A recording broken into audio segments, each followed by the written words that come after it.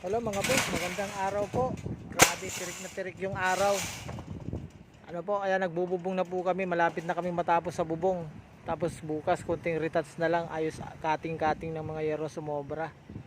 Ano po. Ayan. Wala si partner, kagaya ng sinabi ko kanina. Kabila po, tapos na. Ayan mga boss, ewan ko kung makikita nyo dyan. Mainit kasi, ayoko na lumaka doon. Ano po, ito nakakaapat na yero na kami. Dalawa na lang. Dalawa at kalahati siguro na po mga boss. Kaya sana may samang araw. Grabe, tirig na tirig mga boss, oh. Si Rodel parang namamasya lang, oh. Ayan ang paligid natin, oh. Grabing init mga boss.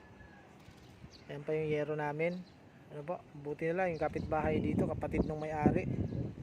Kaya hindi tayo masyadong ano po. Ayan.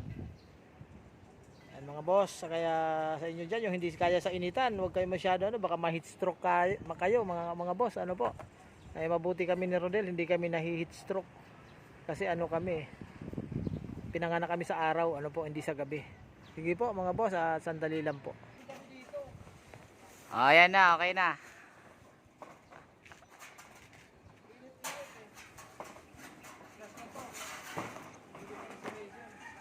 Ayan guys. Plus na bubong na ikakabit na nila guys kasi kulang na yung insulation tsaka yung alambre. Ayan. Ayan si Boss Ray. Ayan po. Ayan ang ano. Ayan.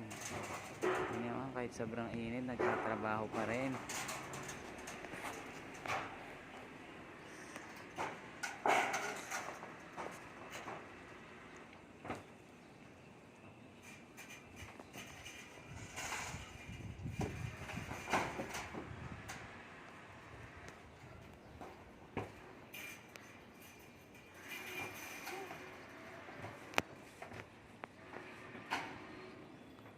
Seems like it's done. Ano malayo? Oh, pasok mo sa loob.